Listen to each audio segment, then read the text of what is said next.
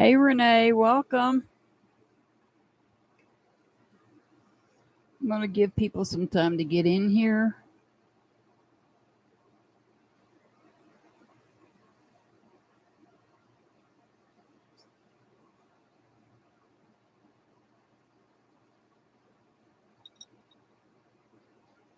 We're going to be talking about mental health and substance abuse because sometimes they go hand in hand.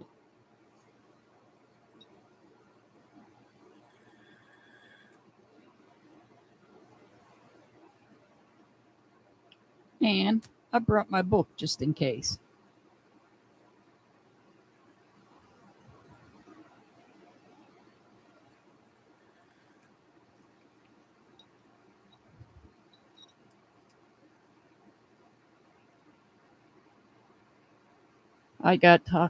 Renee, I got talking with somebody here locally.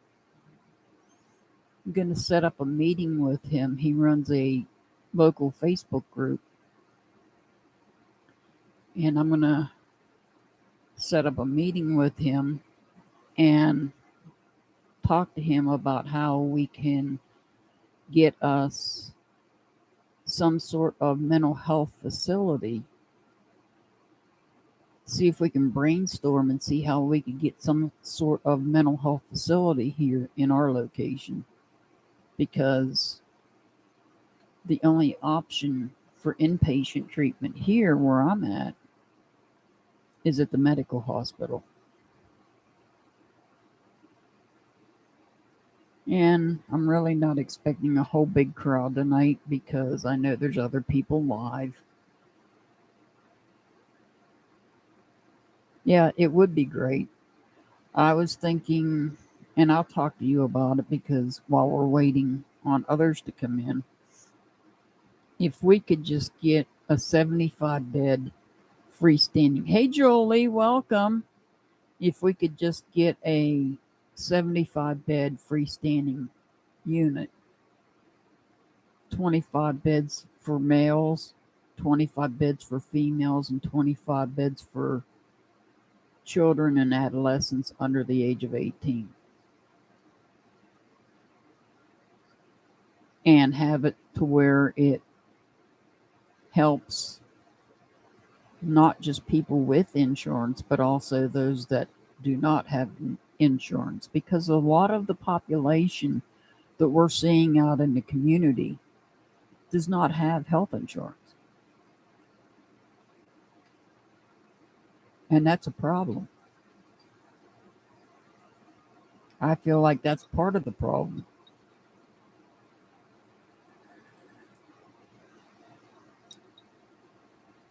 I'm going to try to reach out to somebody different in the veteran community. I'm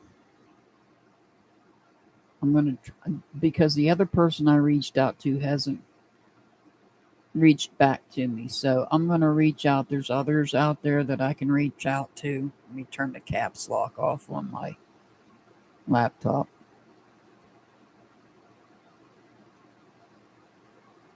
There's another veteran community I'm going to reach out to. I've spoke to this gentleman before, so him and his wife. So, and I know they do things to try to help the veteran community. And I don't want to make this all about veterans and military because mental health affects everybody. It's not just active duty and military, but it's across the board in this country, including children. And that's unfortunate. I don't want to go down the rabbit hole of why we're seeing so many children on the autism spectrum, because I could go down a rabbit hole, but I won't. We're seeing more now so than we did back when I was growing up.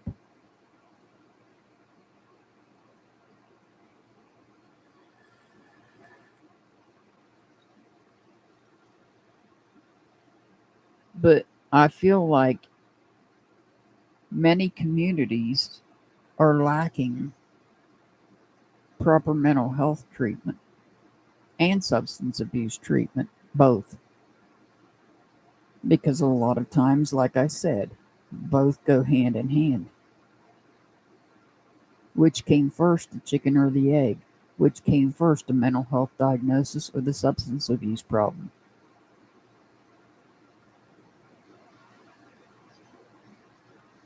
No, I don't think that has anything to do with it, Julie. That's not where my mind was going on the autism spectrum. I was thinking about something different, but I don't want to. I'm not going to say it on here.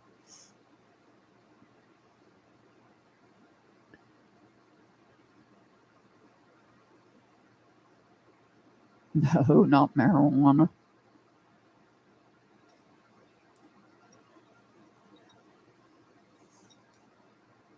But um,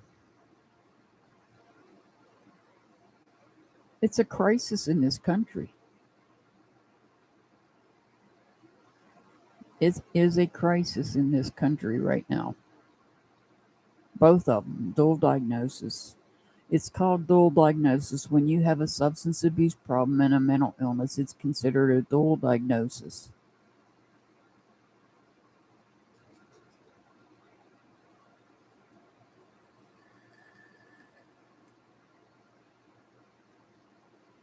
Yeah, that's the problem here, Renee. The only facility where I live at is the Med Surg Hospital. They have a floor, specific floor for people that have mental health and substance abuse problems.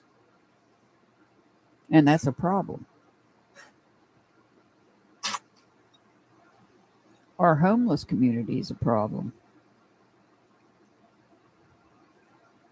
because I'm not saying that all the mentally ill and substance abusers are the homeless people, because they're not.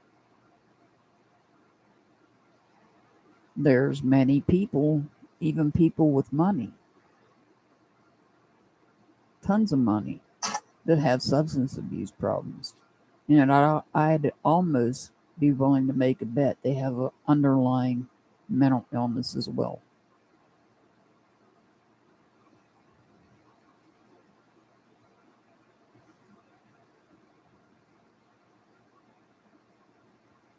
And children, too. Children also deal with mental illness. Because when I first started working, the first facility I was at, they had a children's unit. And I'm not talking about just adolescent children. I'm talking about children as young as the age of 5.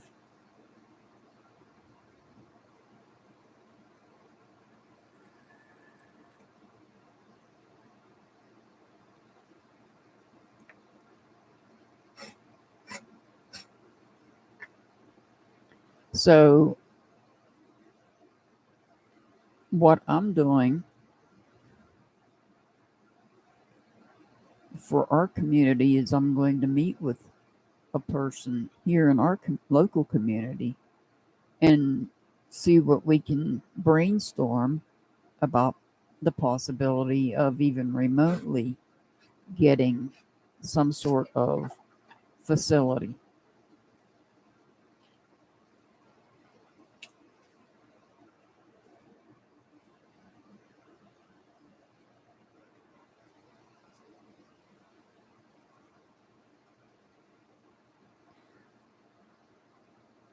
So it'll probably be in the next couple of weeks or so that I'll get to meet with this person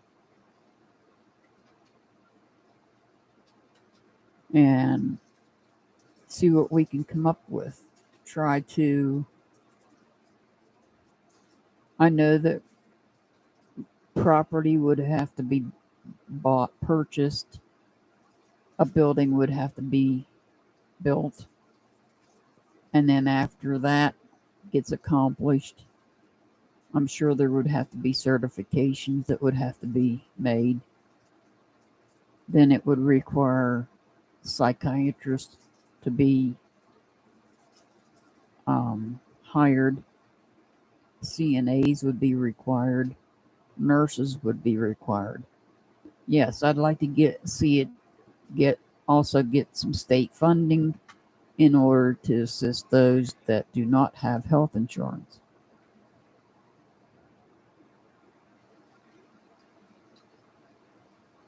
And what I'm wanting to accomplish at this moment in time feels like a gigantic, enormous project that's overwhelming just thinking about it.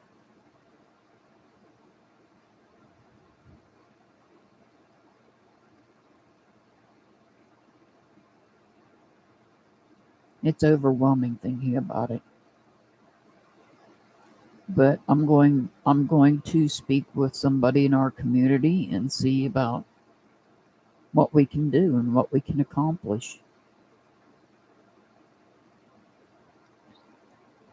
It definitely would need state funding for those that are homeless and don't have insurance. But then you have to understand that in order to take insurances, the facility would have to be eligible. They would have to file for eligibility to be able to accept specific types of insurance. There's different insurance companies out there for those that are not on Medicare and Medicaid. But that's not, that's just one step in me trying to help my community. If other people would step up in their community and see what they could do to get a freestanding facility that would be willing to help not just those with insurance, but also those that do not have insurance. And yes, it's going to require state funding. So, yeah, the government's going to be all up in your business. The local government and probably the state government.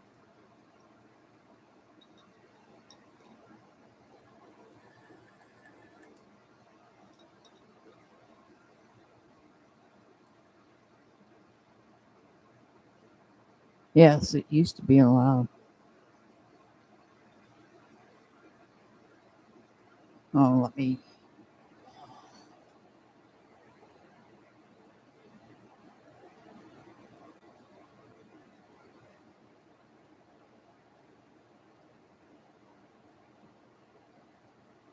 Pin that message for anybody that wants to become a member. But let's also. There's so many different mental illnesses that are going untreated. Many. And they're all in this book right here. Every one of them.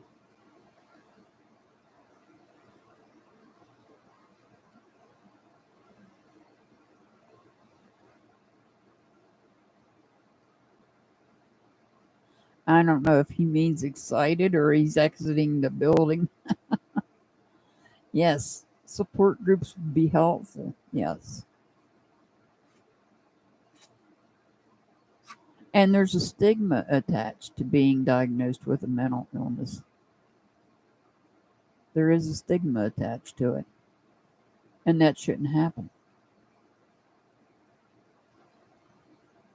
I know where to put the blame on that, but I can't. I'm not going to say it here.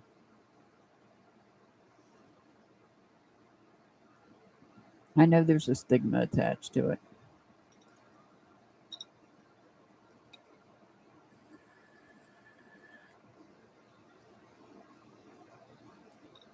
So we know when we're talking about active duty, let's look at the active duty in the veteran community. We know most likely we're dealing with PTSD. Most likely.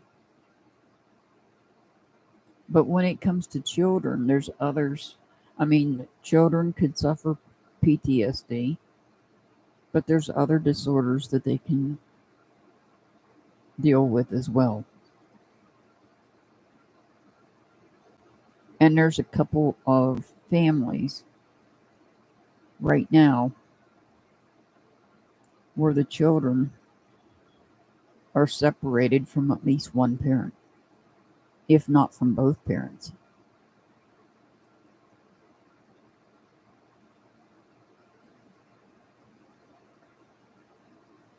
And at the very least, they are dealing with separation anxiety disorder. And yes, it's a real thing. Separation anxiety disorder is a real thing.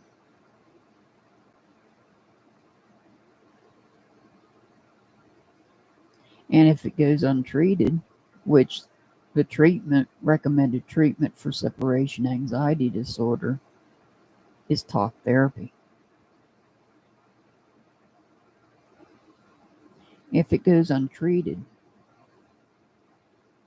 it leads to more anxiety later in life, along with depression for some.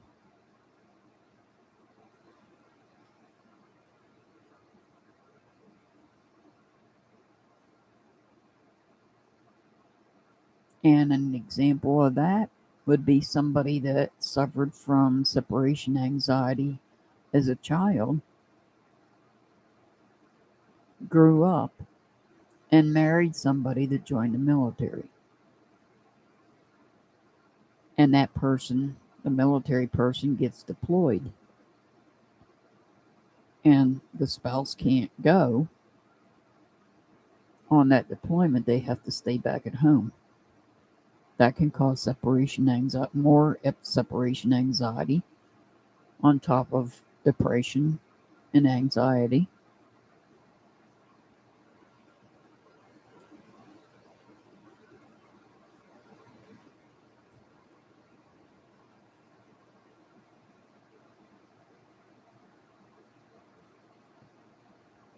No, divorce doesn't help either. Things that can cause separation anxiety. Divorce is one thing. In a child, let's talk about children. In a child, what can cause separation anxiety? Well, one thing that can cause separation anxiety is divorce. That's one thing. Another thing that can cause separation anxiety is a traumatic event, such as the loss of a parent. Adoption, that would depend on the age of the child. And if we look at the Summer Wells case, Julie, I would say yes, those children, the brothers will most likely be dealing with separation anxiety, especially if they're not together. That'll make it even worse.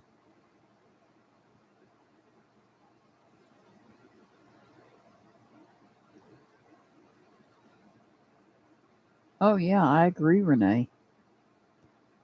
Dads can raise children just as well as moms can.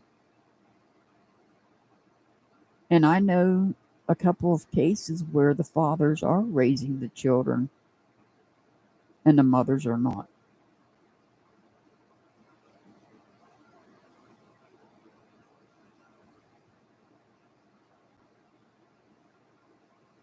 I'm not going to kick you off, chat. You haven't said anything bad. You're talking about the military. Huh? What? That's why I'm stopping there. No, you don't have to stop. You can keep talking. No, because my opinions have come out here. Nobody wants to hear them. It's your choice. I'm not stopping you from talking. You're free to talk. You just know what words not to use. Because we're going to talk about the military as well. But right now we're talking about separation anxiety and how children grow up if they go untreated. This can lead into severe anxiety. It can lead into depression.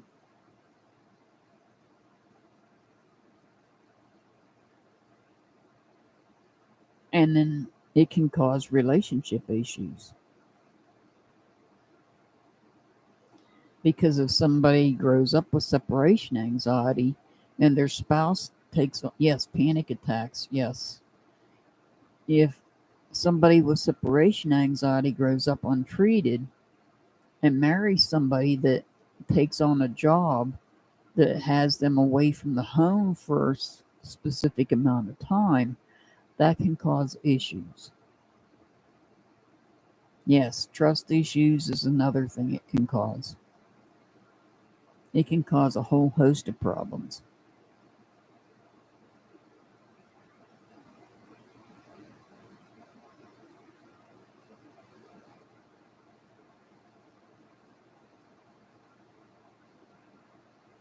So, but I don't want to get just hung up on separation anxiety.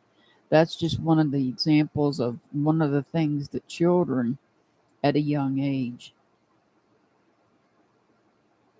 are likely to deal with. And it's not their fault. And it's not their fault that they go untreated. And they may not even realize that they're dealing with it until they get much older.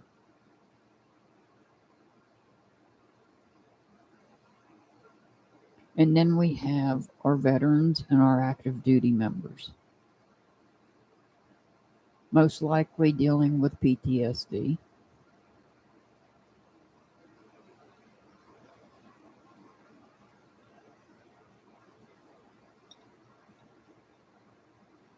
Exactly, Renee. Exactly. Even animals deal with separation anxiety. They have it as well.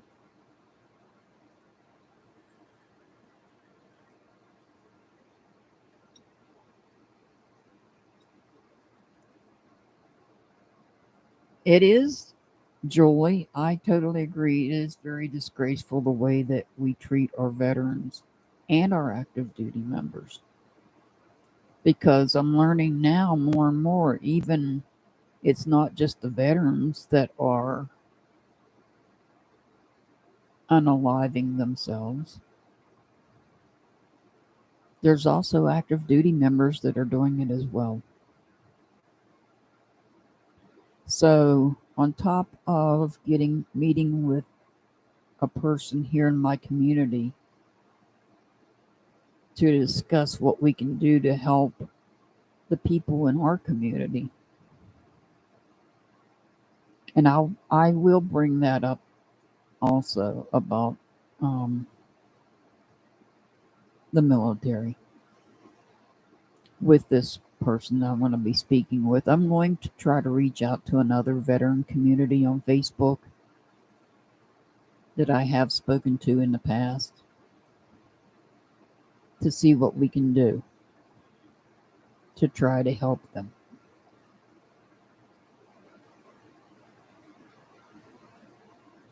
I know one community is not that far from me, maybe about a 3 hour drive or so. I'm not real sure.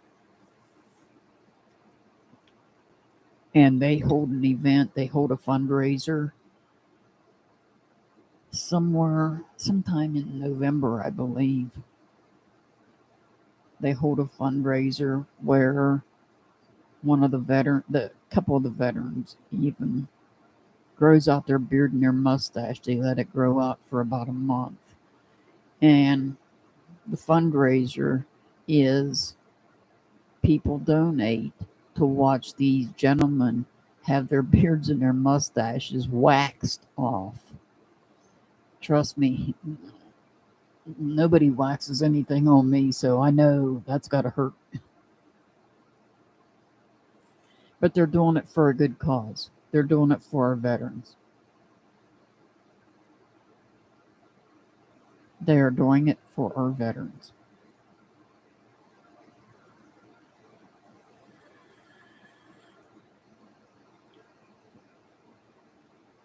Now, people are.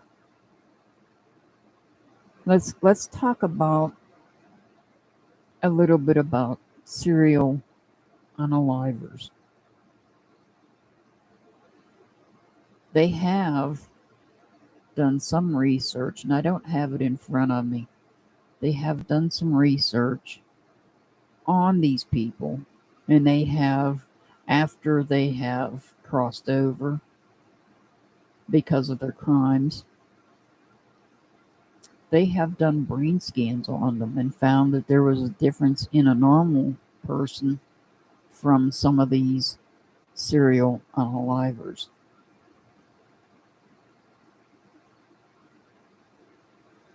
So there's something different in their brain chemistry that causes them to do this.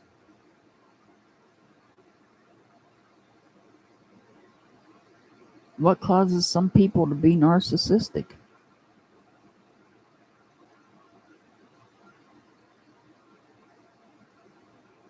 Controlling. Now, narcissistic is a personality disorder.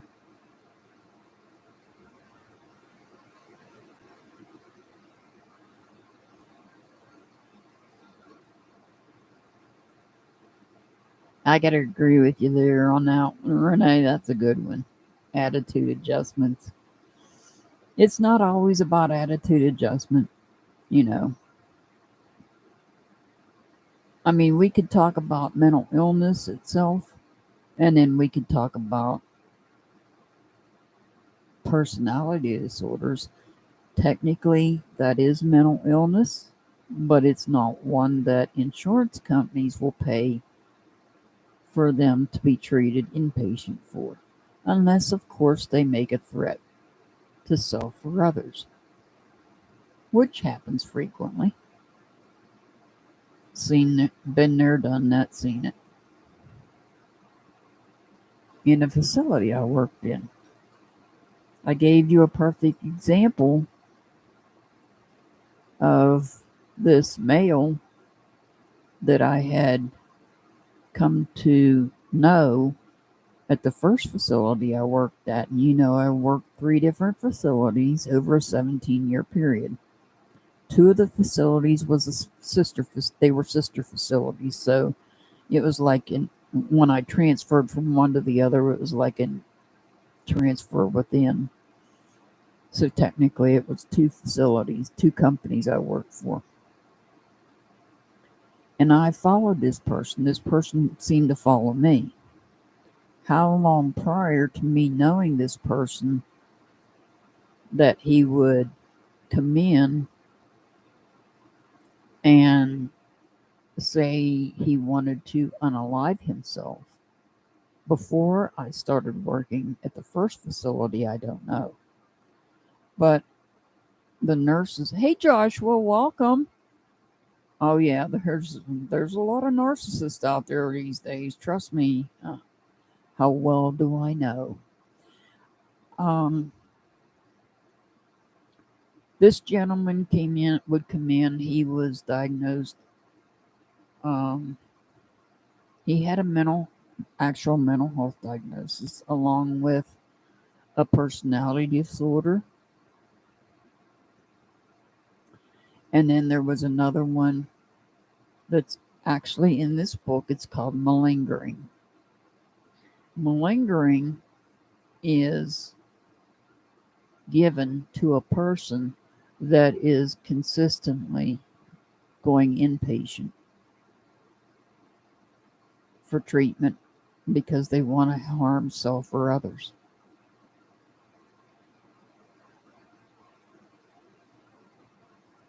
And that's not a diagnosis people want. But nonetheless, many people considered him to be malingering. I left the facility, I retired, and it wasn't long after I retired that he did unalive himself. But when he was in each facility that I was at, he was constantly being judged by staff. Constantly. Constantly being judged by staff. So you need, in these facilities that are out there, you need people that are open-minded and caring. Because even though somebody may have a personality disorder on top of their mental health diagnosis, when I say the personality disorder, it's distinguished from this disorders such as major depression, bipolar, schizophrenia. Those are separate from personality disorders. They're distinguished from personality disorders. They can coexist with a personality disorder. Many times people with bipolar disorder also have a personality disorder. They coexist together. And a lot of times, this one particular personality disorder, borderline personality disorder, as a matter of fact, will constantly go to the hospital, the facility, saying they want to harm themselves. And you get staff that see them coming, and the staff is very uncaring. They don't understand that, yes, they have a personality disorder, and most likely a mental health diagnosis such as bipolar, major depression, schizophrenia to go along with it. But all these staff members see is the personality disorder, and they get disgusted by it. That's when you know you need a staff change. Because I've seen it a lot. Especially when the one particular gentleman that I'm talking about that did eventually unalive himself got so far as to the point where they were calling him malingering. He wasn't malingering, he was crying for attention.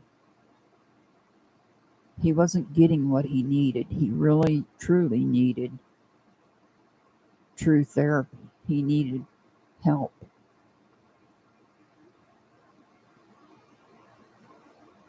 And some people just don't care.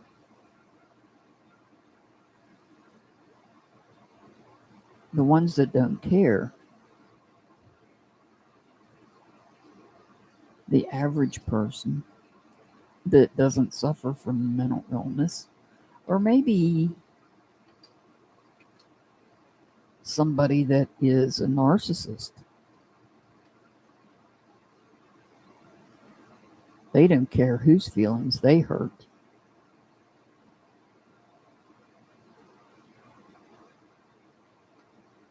Yes, they become unsensitized.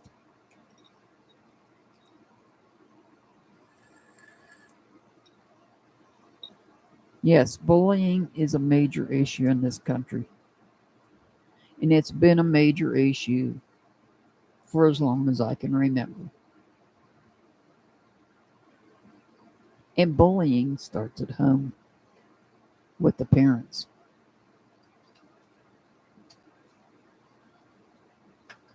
Bullying starts at home with the parents.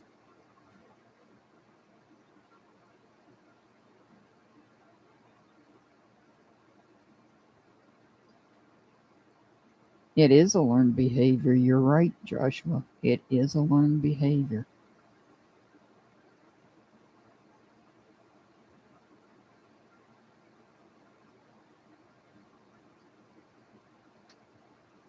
and we see a lot of it.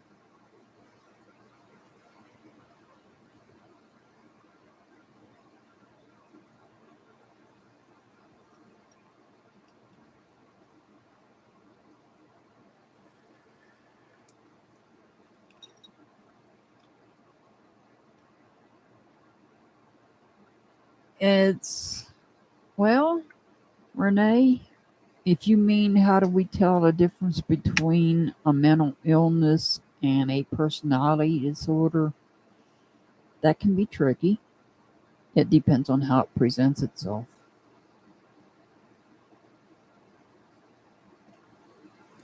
And remember, keep in mind, sometimes people with a mental illness, such as major depression, bipolar, schizophrenia, I just named those three, there's more than just that, have a coexisting personality disorder, especially the bipolars. The bipolars tend to have, now I don't have, this is just my opinion. Let me put this out there. Everything I say tonight is my opinion. When I'm ready to give you the facts, I'll pull it up and I'll tell you where I got them from, because I do have facts.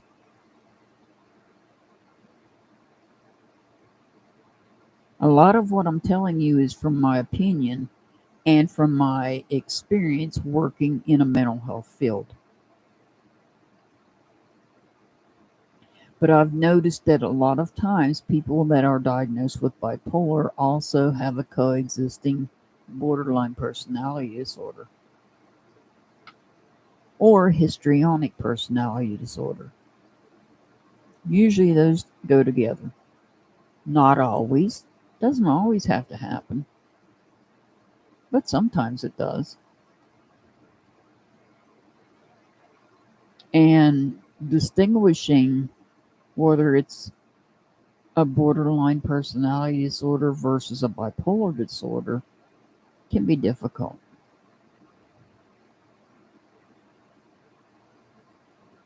And that's why we have psychiatrists.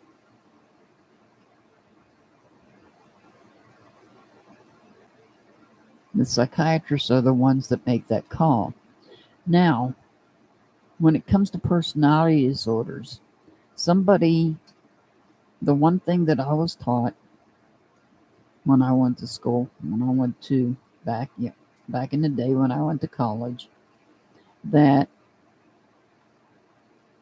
a psychiatrist or a therapist needs to monitor a patient for a minimum of a year before they give them a personality disorder. Because I'll tell you now, the one thing you don't want to be labeled with is a personality disorder. That's the one thing you don't want to be labeled with. Insurance companies, when you get labeled that, they tend to not want to cover your inpatient treatment. That kind of hurts your case. I mean, there's nothing you can do to change it. If you have a personality disorder, you can't change it. You have to go and get specific therapy for it. For people with borderline personality disorders, they require what's called DBT therapy. That's talk therapy. Because, Julie,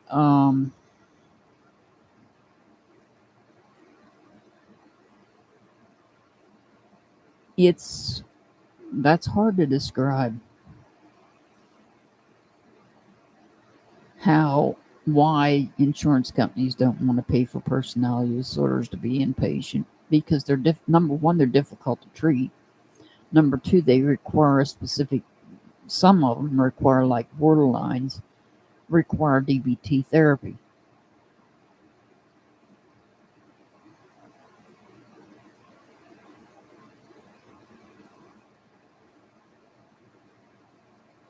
People with PTSD, those with PTSD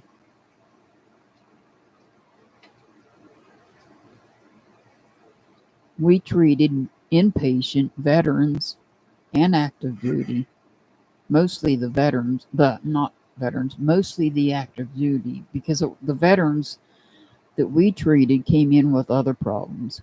The active duty that we treated at the last facility I worked at was there for PTSD. They received EMDR treatment. EMDR is another specific therapy, specific for PTSD. Now,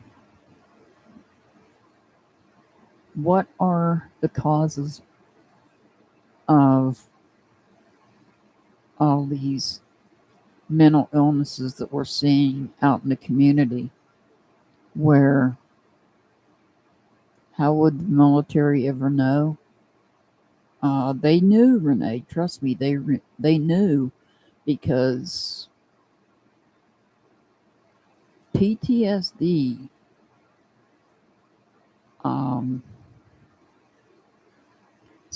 they knew. They have their own doctors, psychiatrists, and that to treat, but they don't always have the specific type of therapy to treat. And yes, we did treat active duty military. And yes, the military, the base where they came from, knew they had PTSD, and that's why they sent them to us, because we provided EMDR treatment. And you don't have to be in the military to suffer from PTSD. PTSD can be caused by other things. It doesn't have to be a military related illness. There are other things that can create it. Severe situations.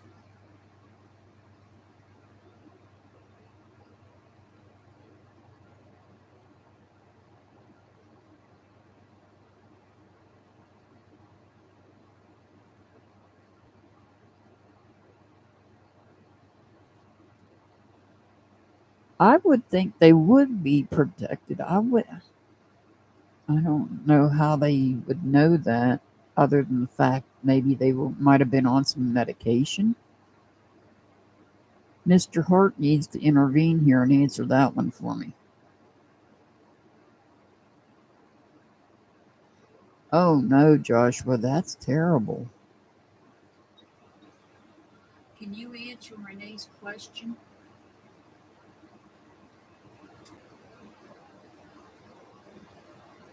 I'm going to have Mr. Hart answer you, Renee. He would know that answer better than I would.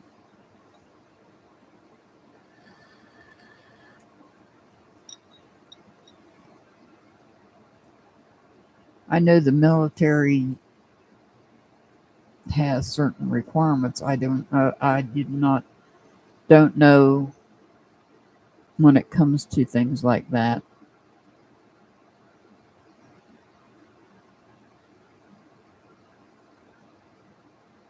But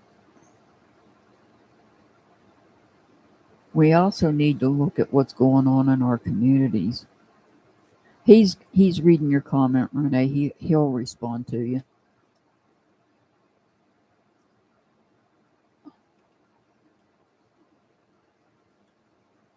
So apparently today there was a man that got upset with his, I don't know if it was his girlfriend or his wife, got upset with her and took their 3 children and unalived the children and unalived himself. Now, why?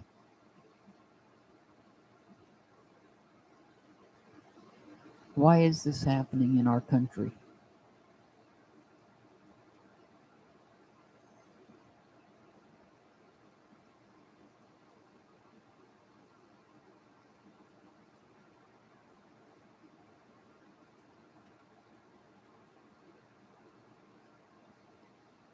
Why is this happening in our country? Well, part of the problem, and I don't know this man that did this. This happened, I want to say it happened in Oklahoma, but I'm not sure.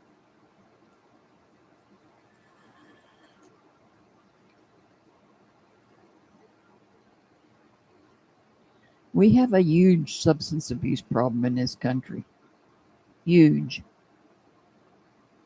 huge substance abuse problem.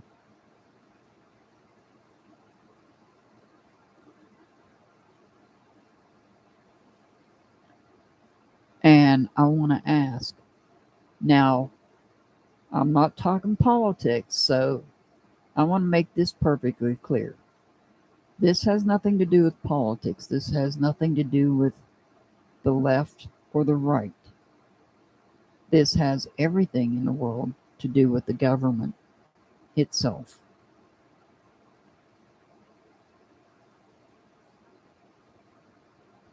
Why is the government not doing more to get these illegal substances off the streets?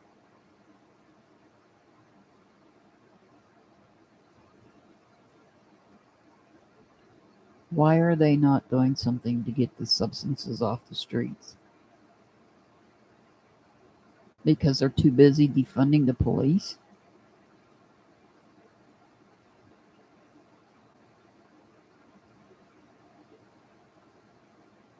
I think we could. I think part of the problem, maybe just part of the problem in dealing with mental illness would be to get the substances off the streets. But then again, we know where they come from. And if we haven't figured it out by now, we've got a problem. Well, we do have a problem.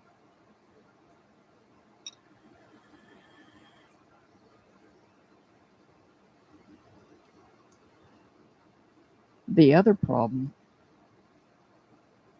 getting the substances off the streets,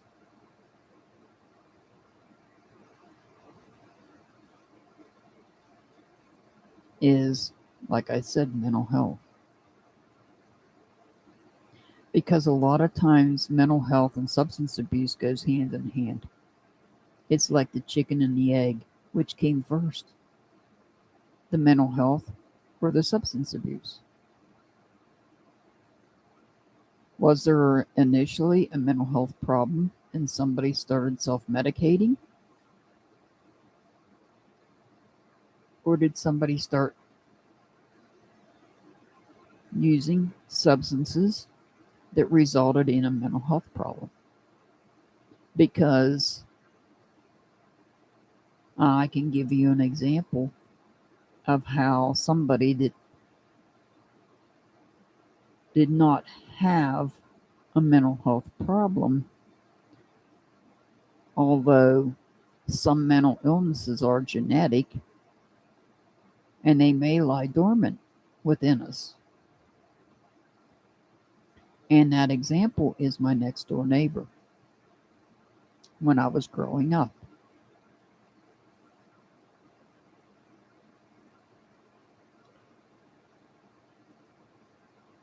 The mother had 2 sons.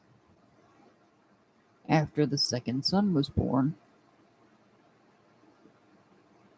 I don't know if she developed postpartum depression and then psychosis or what. I do not know. I was a young child at that time myself. And when she developed psychosis, she was placed in a state hospital because that's all they had back then. Well, in the meantime, her husband separated the boys, or somebody separated the boys, the 2 children.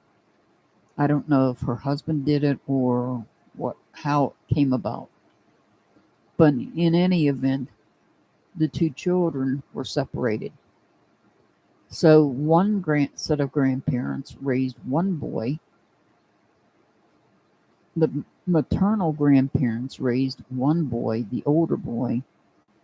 The paternal grandparents raised the younger boy. It just so happens that the older one lived next door to me. And like I said, his mother, after she had the younger boy, developed psychosis for some reason. I don't know if there was a family history. I didn't know that much about the family. The maternal grandparents, the maternal grandparents that lived next door to me did not appear to suffer from any mental illness that I was aware of. But his mother developed psychosis. And I grew up next door to him, and he was fine. He joined the military. Of course, after we both were older teenagers, we went our separate ways.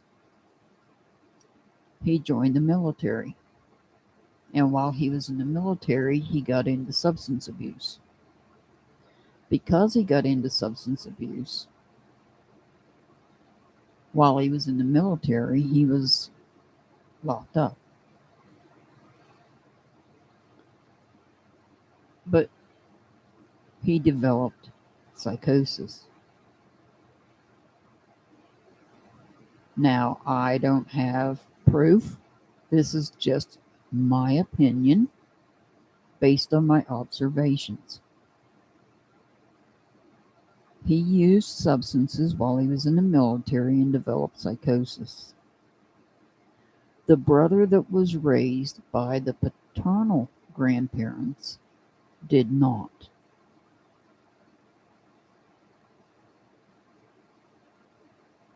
So I feel that in some regards there is a genetic component to some mental illnesses. Sometimes it's triggered, and sometimes it's not. And that could be what's happening in our country. There may be people out there that are predisposed genetically to a mental illness, and they get out there and they start using substances, and it triggers a psychosis. That could be one answer out of many. And again, I'm going to reiterate, this is my opinion only. Now, let me see what statistics I have here.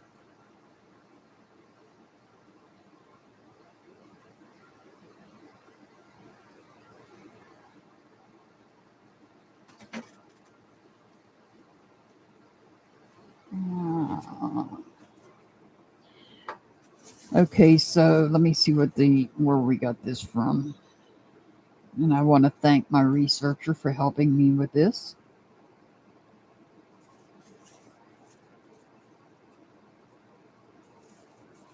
I'm not sure where this came from. Let me see.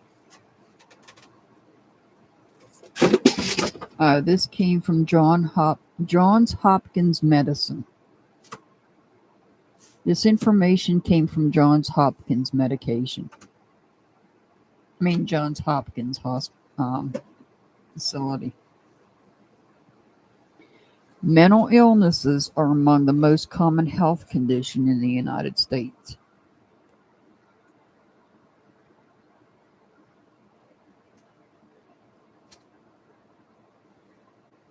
More than 50%. Hey Brenda, welcome. More than 50%,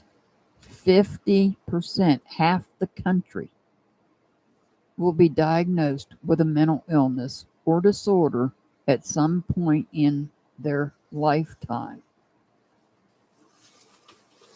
This came from Johns Hopkins. 1 in 5 Americans will experience a mental illness in a given year.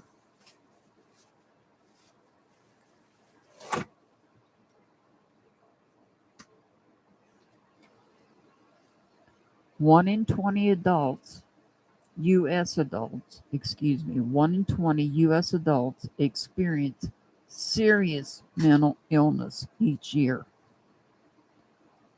1 in 6 youth age 6 to 17 experience a mental health disorder each year. 50% of all lifetime mental illnesses begins by the age of 14, and 75% by the age of 24.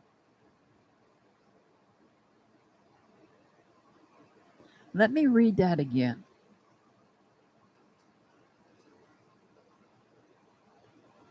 One in 20 U.S. adults experience serious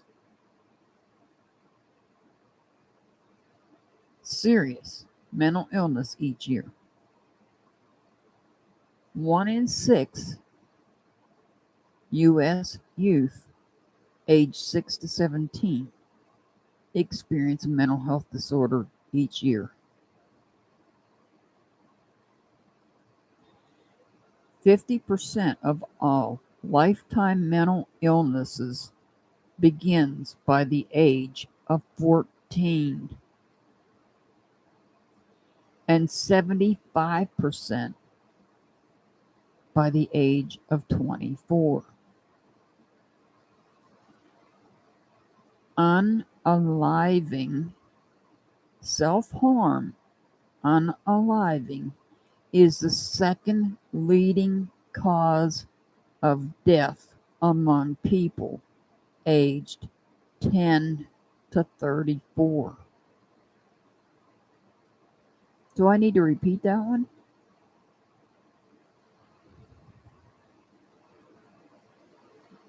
It's the second leading cause of death.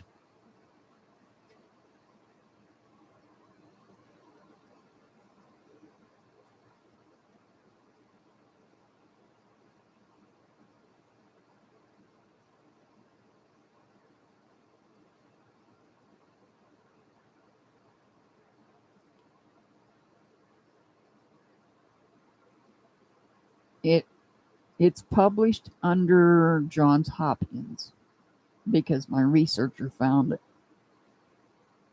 My researcher was able to find it for me. And I want to thank my researcher. She knows who she is.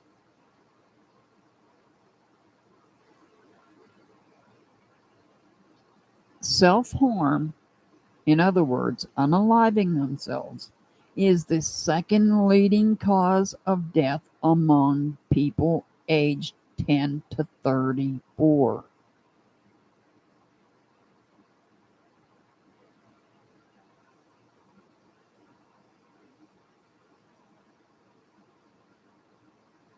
Now we're going to go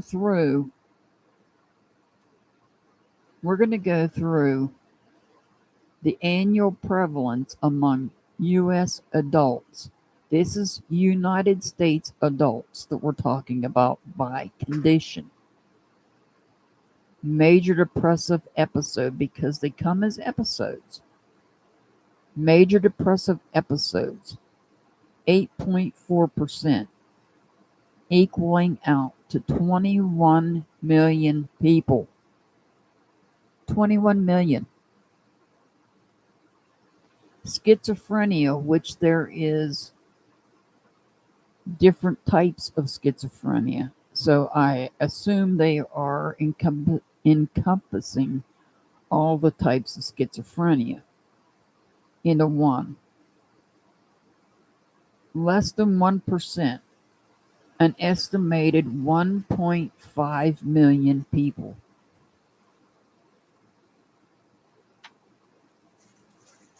Bipolar disorder is 2.8%. So an estimated 7 million people have bipolar. Anxiety disorders, 19.1%. Estimated 48 8 million people.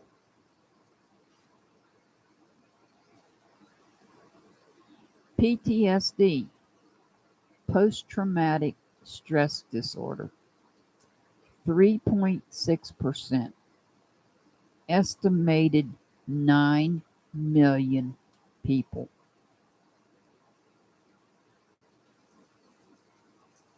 Obsessive compulsive disorder, also known as OCD, 1.2%, estimated 3 million people.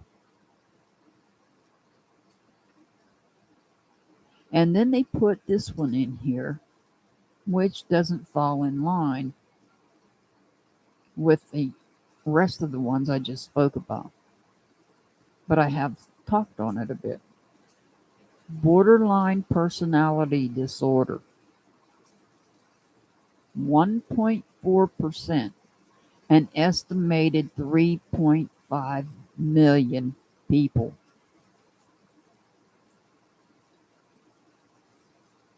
In the United States. These are all estimates for the people in the United States. Yes, exactly, Renee. And that's just the ones that have been diagnosed.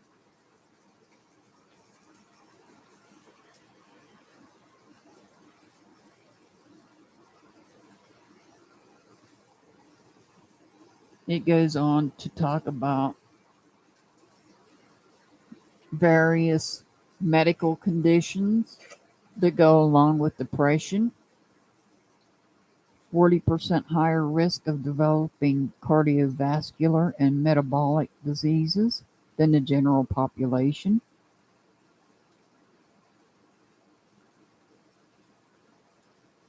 People with serious mental illness are nearly twice as likely to develop these conditions. And here's the one we were looking at. 32.1%. 32.1% of United States adults with mental illness also experienced a substance use disorder in the year 2020. That equals out to 17 million individuals. Keep in mind, this is only people that have been seen and been diagnosed. There are many more people out there that does not get treatment.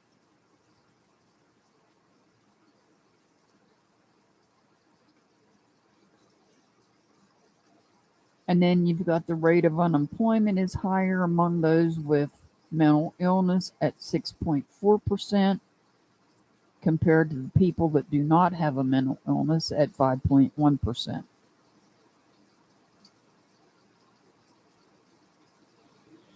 High school students with significant symptoms of depression are more than twice as likely to drop out compared to their peers.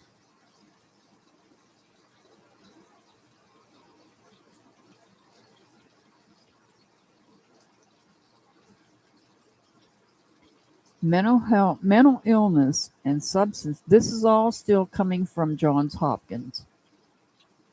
Mental illness and substance use disorders are involved in 1 out of every 8 emergency department visit by a U.S. adult, estimated at 12 million visits.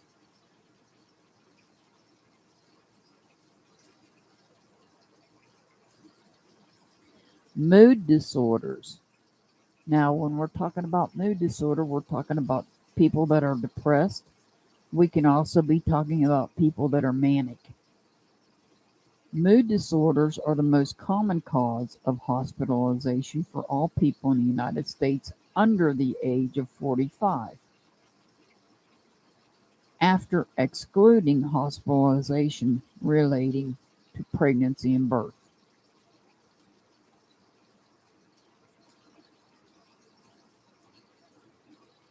Mental health, and that was mental health.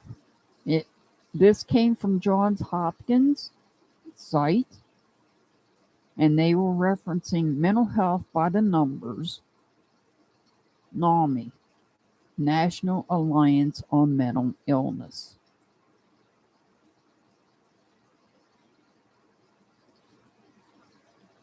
Mental health disorders account for several of the top causes of disability in established market economies, such as the US, worldwide, and include major depression, manic depression, which is better known as bipolar disorder, schizophrenia, and obsessive compulsive disorder.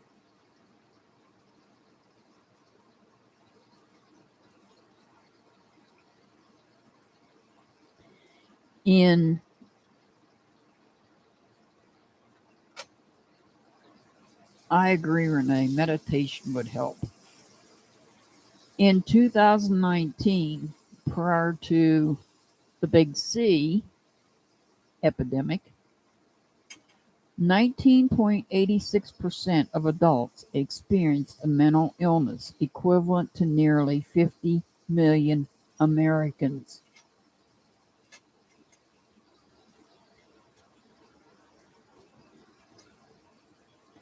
Self-harm thoughts,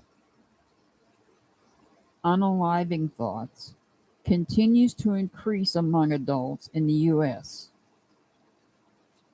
4.58% of adults report having serious thoughts of self-harm, an increase of 664,000 people from last year's data set, which would have been from 2018.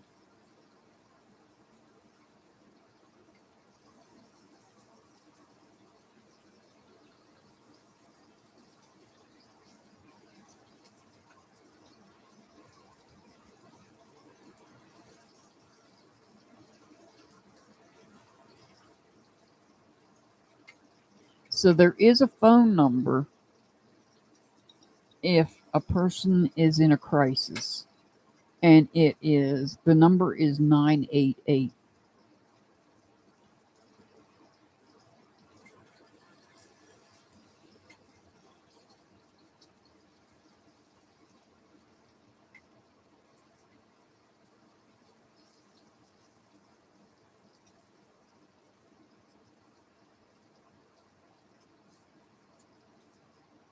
But I think there's only some certain states that have that.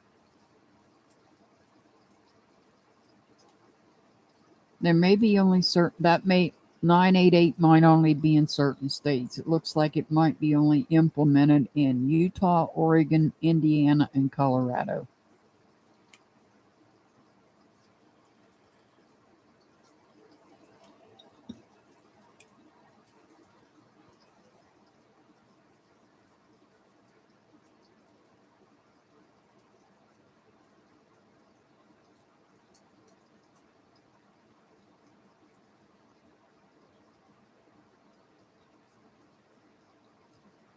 And coming from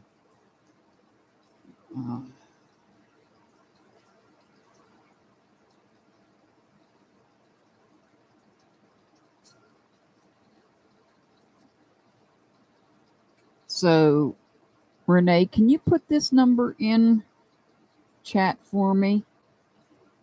This would be the NAMI, NAMI helpline, and it's 800-950-6264.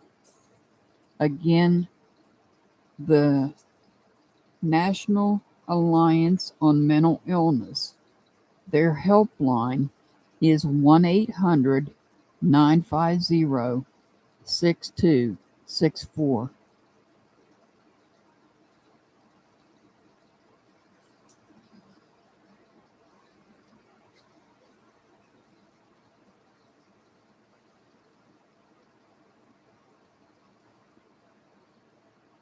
Did you get that number, Renee, or do I need to repeat it? I can repeat it if I need to.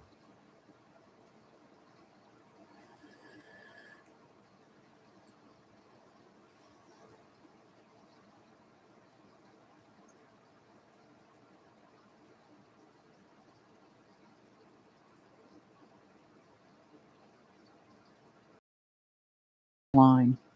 Again, that number is 1-800-950-6264.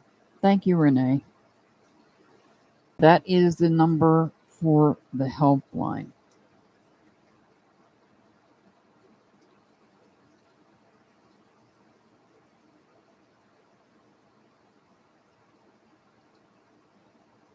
Now we're going to talk about a little bit about the military.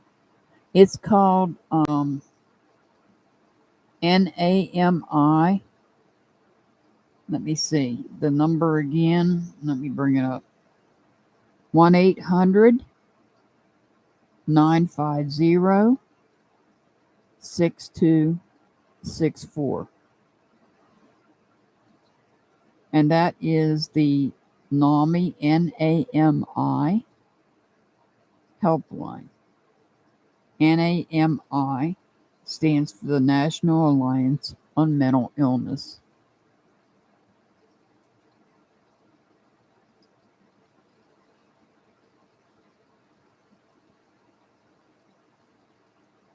We're going to look at an article put out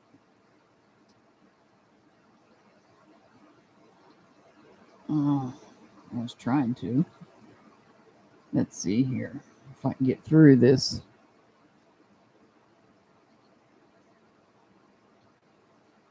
It's not letting me do that. I'm trying to do the put out the one from the USO.org, and it's trying to get me to share a message, and I don't want to share a message right at the moment. So I don't have the statistics on the active duty members, but I do know that veteran self-harm,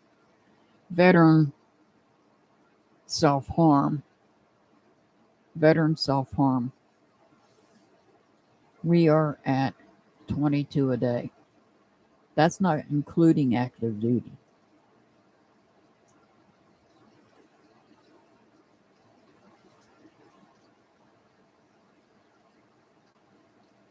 This country needs to do better. We need to start holding our government responsible for helping us get more control over what's out there in the streets. Because, like I said, part of the problem is substance abuse. And that would be, thank you, Renee, thank you so much. That would be our government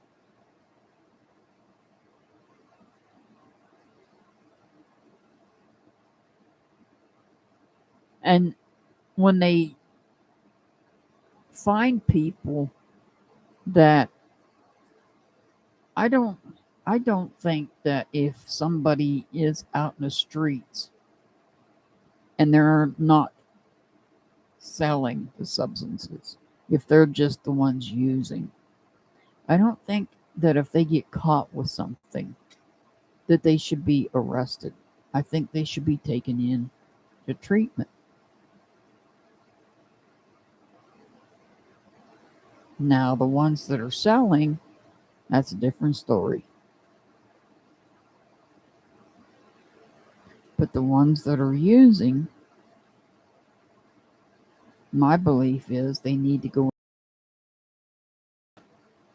and not just a 4 to 7 day detox.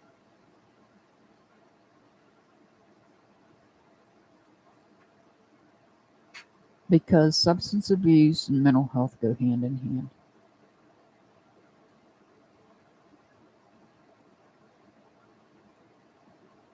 So, what made this man snap today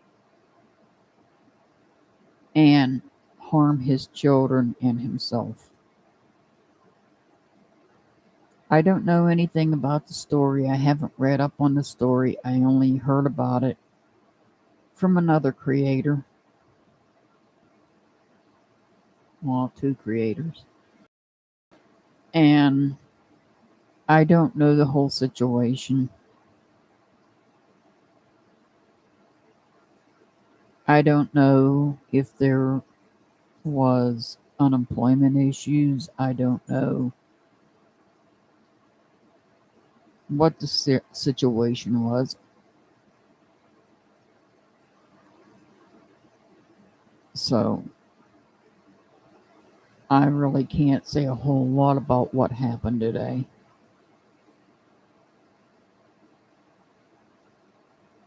Other than a mother lost 3 children. And we don't know why.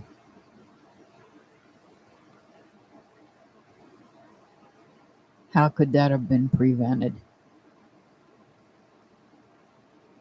How could what's happening in the schools be prevented? Oh, I can tell you on that one.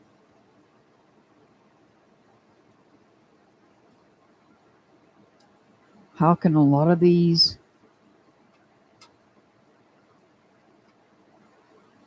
I'm trying to figure out how to word it.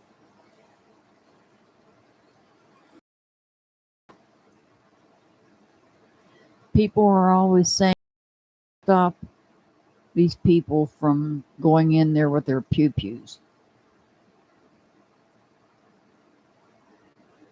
I got an easy solution for that one. The first thing you do is tear down those signs that says no pew-pew allowed. Pew-pew free zones.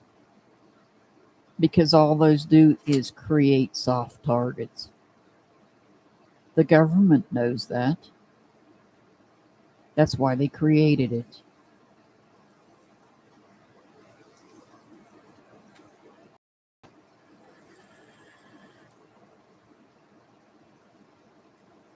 That's why they created them. That's why they created pew-pew free zones, is to create soft. Think about that. Our government did that.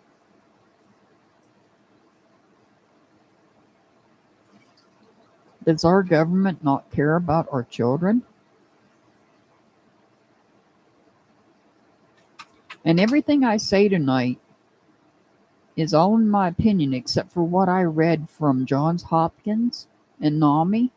Everything else I'm saying tonight is in my opinion. Yes, stop being your child's friend and be a parent.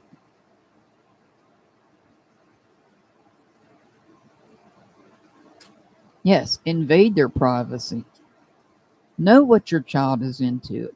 If they're living under your roof, I don't care if they're 18. If they're living under your roof, you have every right to be up in their business. It's your house, including their room. That's part of your house.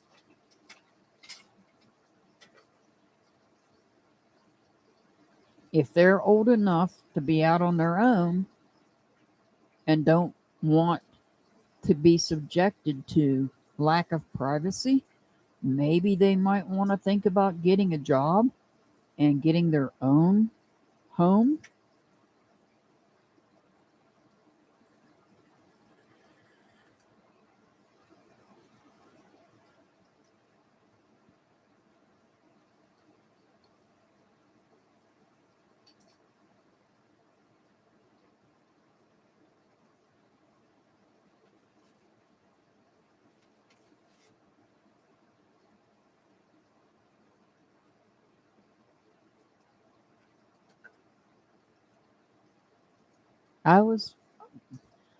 If they're living under your roof, I don't care if they do have their own room. That's still part of your house. You're still entitled to be up in their business. I don't care if they're 18.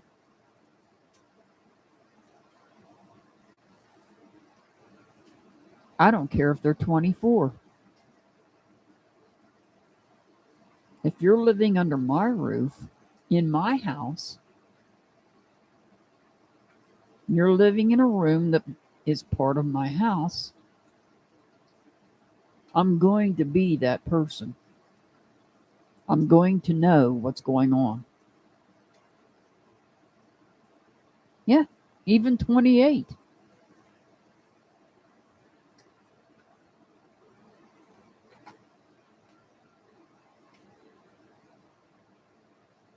That's part of the problem.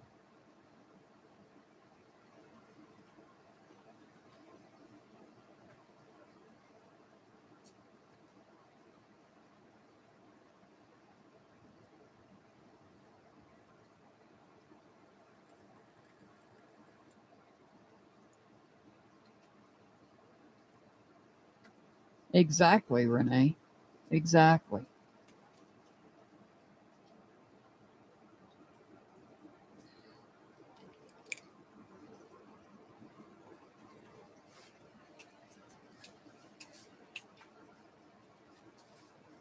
Well, we will continue on this journey of mental health on another live at another time. But this is a start. Like I said, I'm going to be meeting up with a person to discuss what we can do for our community in the next coming weeks. We will continue to talk about this. But I've been on here about an hour and a half. Mr. Hart has cooked dinner, and I'm not going to sit here and eat while I'm chatting. So I am going to go ahead and say I hope more people watches this video, because we will be discussing. I've got this book. If more people want to come in the next time and they have questions about a certain specific diet, I can go into this book and read it verbatim. We will be covering more.